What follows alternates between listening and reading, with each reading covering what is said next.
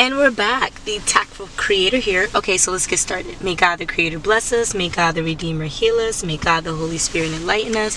Give us eyes to see, ears to hear, and hands to do the work of God. Feet to walk the path of justice, and mouths to preach the good news. May the angel of peace, prosperity, love, abundance, guidance, grace, mercy, kindness, esteem, watch over us, and lead us to the reign of God. Ashe. Okay, so what do we have here? Woo! I don't even know if you guys saw that, but the Liberty Joker fell out over here on the floor, and the 9 of diamonds. Oh, and look, right next to the diamonds. Diamonds are a girl's best friend. Girl. I didn't say woman. I didn't say spiritualist. I didn't say the esteemed. I said girl. Okay? And ironically, in this deck, we had the number 13 fall out, which is obviously not supposed to be here, but it is showing itself, you know, it's making its own appearance. And if we want to speak about numerology, 1 is asking for it, asking for help, asking the divine, offering communication with the ethereal. Okay, and then 3 is recognizing help. So recognizing that the ethereal is either having the conversation with you, communication with you via signs and synchronicities, or speaking to you in other forms of your psychic gifts, or showing up to you in a form of an animal, a person, a place to remind you of your path, your designated light, and how you need to shine that light, or where you need to shine that light. Okay, together 1 and 3 give us 4, and that is listening. Okay, offering the equity with our ears and our actions that is necessary for anything to be born. What do I mean? You can't go to the dirt, the soil, and say, oh, bless me with a tree, and just walk away from the soil and then come back 10 years and expect a tree there. But if you did that same exact action after planting a seed and then returning 10 years, that is having like blind faith. Okay, you planted something, you set the intention, and then you offered the divine and the plant patience for that blessing, miracle, abundance to be birthed, or you know, come through, so that you can see it in the 3D. All right, but in this, you're being called to have this conversation with the divine, have this conversation with your guides, see and recognize that your guides are listening to you, and are there, are available to you, and listen to the guidance that they're offering you. Okay, why? Because 13 is the number of order. It's letting you know that everything that's happening right now is systematic for your highest divine calling, your highest divine self, whatever that may be. Okay, for some people, your highest divine self could be a teacher, be an educator. So you going to a schoolhouse, as they used to say, going to a schoolhouse and offering your knowledge in a way that's palatable, sincere, endearing to vulnerable minds and impressionable minds. Okay, another form could be like if you were a chef. I spoke about how nourishing the family is really important, especially if you cook the food yourself. The energy that you are passing along through the effort in cooking, the effort of cooking, right? The seasonings you put in, how much you put in, it's all tethered to you as a person, and then you are offering that to someone else. Okay, so I spoke about that in another reading. I'll do my best to add it to this part or the end of the reading, so you can get a little bit more about that in depth. But in essence, a chef is called to cook food. Their energy is imbuing into material, and that material is being ingested, digested, and released by a multitude of people, unsuspecting people. So as a chef, if you were moving in your divine light and your divine calling, you would make sure that your energy is cleared, that you are maintaining positivity, you are maintaining upbeat and upright nature when you're making the food, so that the people who are eating the food can have that energetic transference. Okay, all that does is make your food taste better. It makes people enjoy your food more and creates more business, but you have to have that initial intention with yourself. Okay, so that's what we're getting here by 13. Okay, but we have this Liberty Joker card, and it's kind of pointing at this 9 of Diamonds. So let's get into what this 9 of Diamonds means to us. Okay, now there's this awesome site called Know Your Destiny cards, and it's about describing what the suits mean historically. They're attached to birthdays, they're attached to, you know, certain dynamics, but you can tell in how they express the information, the verbiage, that it's not so modern. It's based in not a prehistoric time frame, but a more historic time frame. Okay, so we have the 9 of Diamonds. Now we'll start off with the birthdays. Okay, the 9 of Diamonds birthdays are January 18th, February 16th, March 14th, April 12th, May 10th, June 8th, July 6th, August 4th, and September 2nd. Okay, the 9 of Diamonds is known as the card of universal values and the Giver's card. Okay, those are the two dynamics of the 9 of Diamonds. What do we mean by this? Okay, well, 9 of Diamonds people, and you don't have to be born on those dates. Okay, but if you know someone who's born around those dates, you may be emanating their energy, and so this is tethered to you. Okay, so don't attach yourself too much if one of those dates weren't your birthday. Okay, like, if you can identify with a date, then listen to the rest of the information and maybe you can identify with that too. That's what we mean by see if it resonates with you. Okay, not see if it hurts your feelings. That's not what we said. We said see if it resonates. Okay, 9 of Diamonds people are here to let go and complete a major chapter in their evolution. Okay, this entails a lot of giving to others. If they have not heeded the call to give or let go of others, okay, because there's duality to everything you give, and in order for you to give to someone else, you must let go of it. Okay, like money, relationships, love, it could be filled with disappointment and remorse. Okay, so the whole point is saying that I'm going to give you this without the expectation of receiving anything in return. Okay, because then you're not letting go.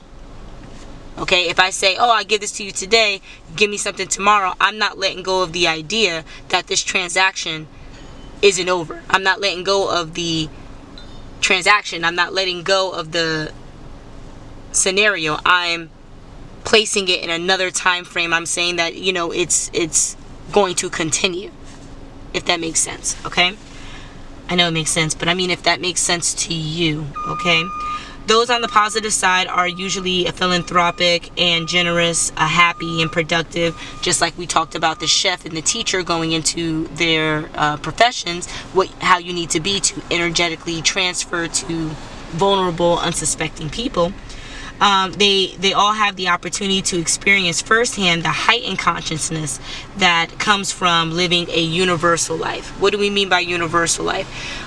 Meaning that there is a sense of equality where there is no overarching level. We are on the same level, looking eye to eye type of thing. That's what we mean by universal. Okay, despite losses from time to time, these people can do very well in business, especially when it involves selling or other creative enterprises, such as selling food, like being a chef, or offering education as your profession, training, inspirational speaking, and what is it called? Being a life coach, those kind of things. Okay, if they keep money in proper perspective, meaning not letting the material world overtake their spiritual world, their spiritual life, they may even attain affluence. So not only will they reap the rewards in, but they can also get the validation and attention and non-tangible success that most people want. Like if you ran a marathon and you were the first person to finish, you want the entire crowd to cheer for you, no matter if they know you, no matter if they're there to see someone else. You want them to cheer for you because you hit a milestone that no one else there achieved. So you want everyone who didn't achieve it to celebrate you. I mean, that's not asinine if your intention is pure, like, this is the effort I put out, so this is the effort that would be balanced to receive, and you're not gonna yell at anybody in the crowd for not clapping at you type of thing, then, you know, it's that's okay. That's the purpose. Don't put your hand in a cookie jar expecting a cookie if it says pickles in there.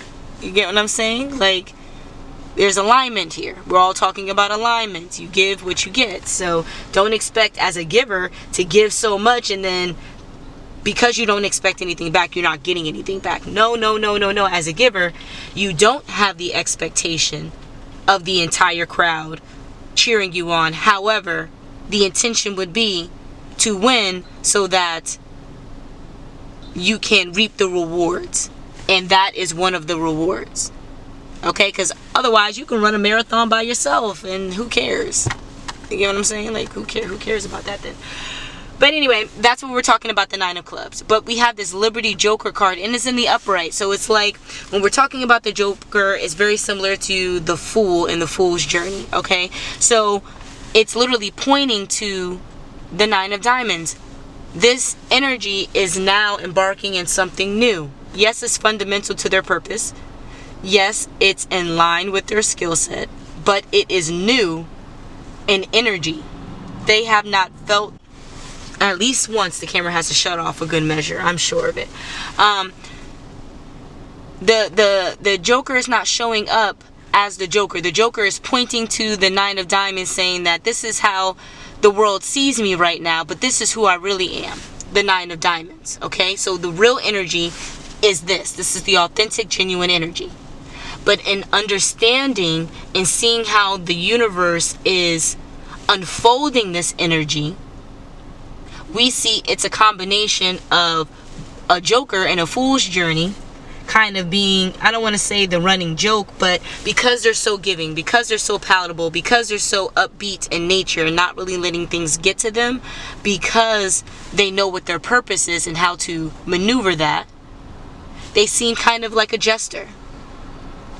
Though this Jack of Hearts here states a bit otherwise, and we're going to get into that. Okay? So, of course, we're going to start off with our birthdays. So, the Jack of Hearts is connected to July 30th, August 28th, September 26th, October 24th, November 22nd, and December 20th. Okay? This is called the Sacrificial Love card. Aha! So, why, when we're talking about all this business, right, which is the authentic person here, they're all about business. But right now they're showing up as a jester on a new venture, or in a new venture, being maybe over sacrificial, and this is all because of love. Now, as one of the three fixed cards, the Jack of Hearts feels strongly about their vision of love. They are surrounded by the Christ spirit of sacrifice through love, okay? Now, you can show love in many different ways. You can show love by offering food. You can show love by offering kind words. But you can, and those are maybe like the easier forms of love. But then you can show love in a deeper form, right? Which would be maybe offering time where there's other things that are more pressing. Okay, or offering your last bit of resource, knowing that the replenishment of that is far to none.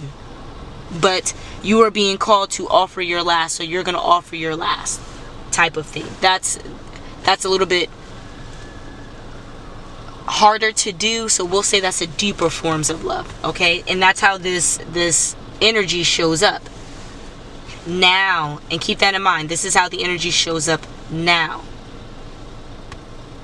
Okay?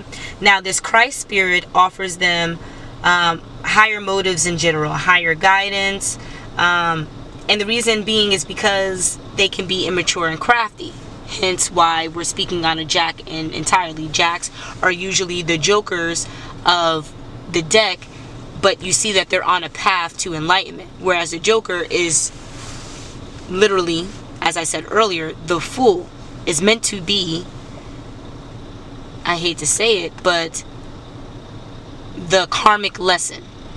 The idea of there's a revolving door, a pattern that's not going to change, and it's a negative pattern, so you can see it, and everyone in the world can learn from it. That's what the Joker card here is. Now, why is that? Is because maybe this individual does the same thing in a new venture, and a new venture, and a new venture, and it never is successful. Okay? That's how this energy is showing up. Even though we see as the Nine of Diamonds, they are successful. It just takes time and patience. This Jack of Hearts, though, is saying that not only can they be crafty, but the misguided and escapist nature of them is what offers the passion and thrill that is necessary for love to be at the forefront. Okay? So what are we saying here? You can't have love unless you have the negative aspects of it. Okay? So this card in its entirety is balance. But balance within the extremes. Okay, so on one end you have someone being sacrificial, and on the other end you have someone being completely detached, not caring about what's going on. But it's the same individual. Well, if you look at these two cards in the upright, that's what we have here. The Joker, who's completely detached on a new venture, new journey, not really seeing things, but viewing things. Okay? And then you have on this other where this person is particular, they're detailed, they're focused, they know their place in the world, and they fine tune it. That is their bread and butter. Okay? Why is this so important? Because it's showing the natural order of how people develop. Okay? We know this is the real them, but the world doesn't know this is the real them. The world knows them as this. They're on a new venture where they're learning what love truly is and how to be sacrificial in love. And because they're learning this is attached to this folly, we're pointing at the genuine nature. They're like, no, look at who I really am now. Look. There's the healing. Look. Don't look at what's happening over here. This is the process. Look at the end result. Look at what's going to happen. You're going to be able to see this version of me soon. Okay? Or this version of them soon. What is to come? What is hidden? What is stopping this transition from what the world sees, right? And what is meant to be seen? Well, first we have best Joker hands according to rank in the reverse. And that is pure symbolism. We're going to get into that in a second. And then we have the Two of Spades. Okay? So, let's talk about the Two of Spades so that we can get the gist of the energy of the cards. Starting off with birthdays, we have January 12th, February 10th, March 8th, April 6th, May 4th, and June 2nd. Okay? This is known as the friendship card. The Two of Spades is the card of work, partnerships, and friendship. Okay? Now, work. What do we mean by work? Divine purpose. We don't mean your job. We mean your divine purpose. Okay?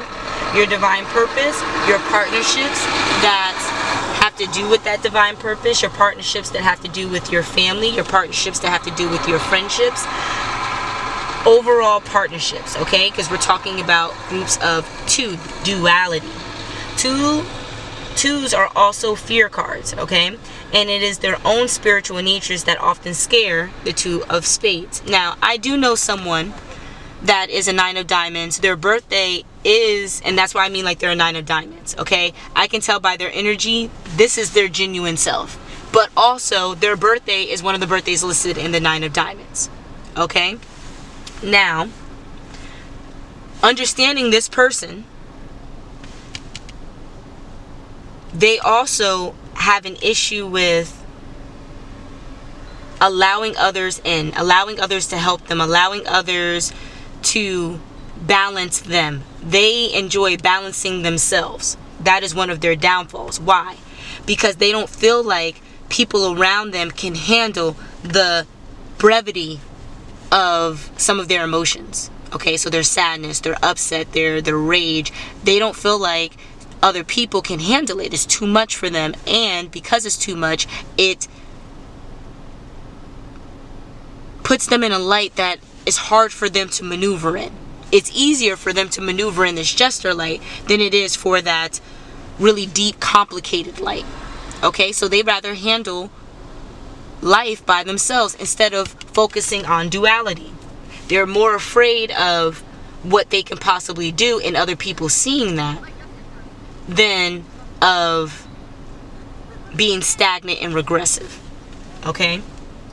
So the displacement and karma card, the Six of Spades, speaks of karma to be paid in this lifetime, often in the form of work or health difficulties. The reason why we bring that up is because the placement of the Two of Spades in the natural spread at the Uranus position tells us that they have strong intuitional gifts. Okay?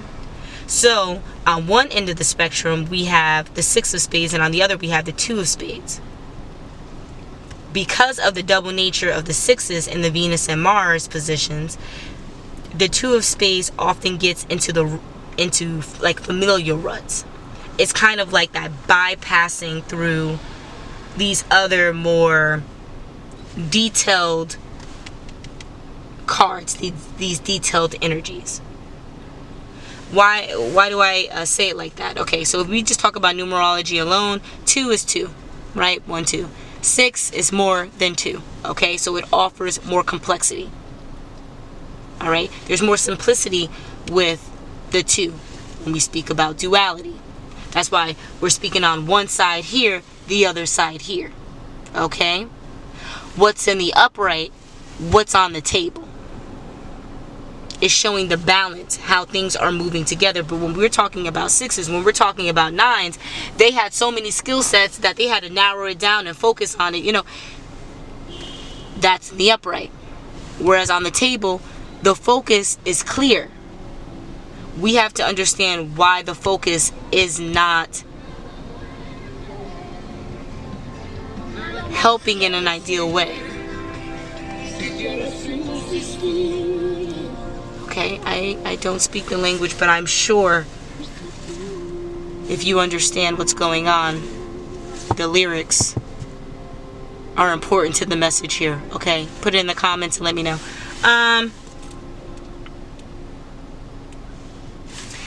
We have this best poker hands according to rank in reverse card. Okay, so at the top would have the royal flush, but in the reverse we would have the high card in the upright, the highest single ranking card. Aha! I said that. I literally, it is necessary for progression. So because of that, it's like the team of me. The team of, and not the team of I, the team of me. Okay? Because I is 9. And working in the fields that you have to work with, the work in, being so detailed oriented, being so skillful, but also having like a customer service presence, you have to be around a lot of people. Okay, you have to engage. Here on the table, there's no engagement. It's the team of me. It's the single, the highest. They're above all. They don't need anybody else. However, they're looking for their perfect match. How can you find your perfect match if you are already the best? 10-10 on the clock. It's very interesting. So what is this one person, because we're only speaking about one individual here, and it could be my friend, it could be my friend is just letting me know of the type of energy people are carrying. Because I also, with this Jack of Hearts, like my dad's birthday is in the Jack of Hearts. Okay, so it's just like, I can see how in frequency all these cards align with someone I know or something I know. And right now we're figuring out why it's important.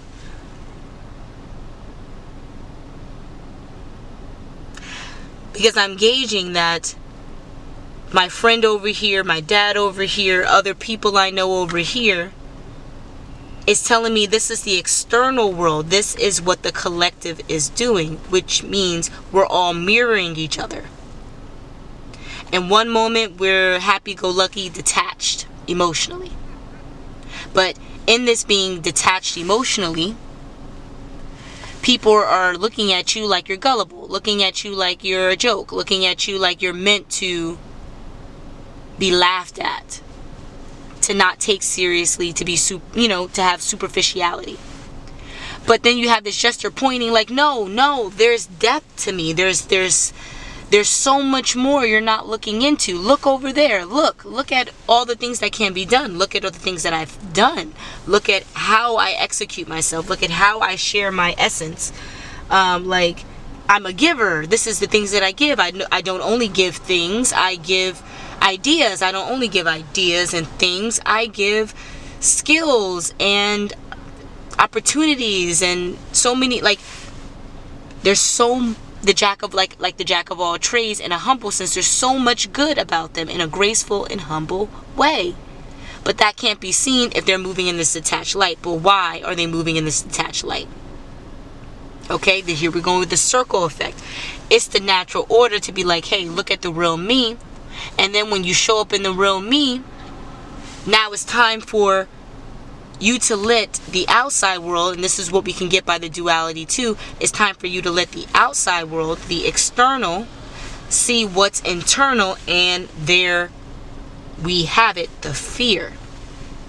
The fear that if the external sees what's internal, they could either copy it, they could mirror it in a way that takes away from me, they could be better than me. There's a complex here. There's a complex that's not so healthy. And it's attached to a healthy idea, which is it takes two to do things. That's the idea, but the execution's not there. That's why we have the Two of Spades opposed to the Two of Hearts. The Two of Spades is saying that I understand what's going on. It's just my body doesn't want to do it. My mind doesn't accept it, so it's not going to happen. However, practically, logistically, it makes sense. But realize the world revolves around me. The world revolves around my complex. So if I don't align with that, then the world I'm going to move into is going to align with what's best for me. But having all these skill sets, being a giver, having esteem about you, having value, you're going to what? Attach yourself to people who see that value. And oftentimes it's going to be people who are loving, people who are caring, people who are kind. And now you're being what? Sacrificial. You have to be. Because moving in this team of me light and being a giver doesn't mix very well. So you have to kind of let go of that team of me and say, okay, maybe it's the team of me helping others. Well, if I'm helping others and won't allow them to help me, I'm sacrificing myself. Aha! Now you are the sacrificial lamb. But you don't want to be the sacrificial lamb. The sacrificial lamb is constantly reminded that the world is imbalanced. They're giving and not receiving. So now they don't want to give no more. They're going to give what they get. and that is nothing. There's a detached nature. It is people are being light and airy. I can be light and airy too. Now, boom, everyone thinks you're the joke again. Now, why does everyone think you're the joke? Because you're in this cyclical pattern. You are letting the universe know that the only people you can align with are people in this pattern. Who's in this pattern? People who are sacrificial. Well, the people who are sacrificial are looking for people to sacrifice to. You said you're not going to take no sacrifices. So these people are not there for you.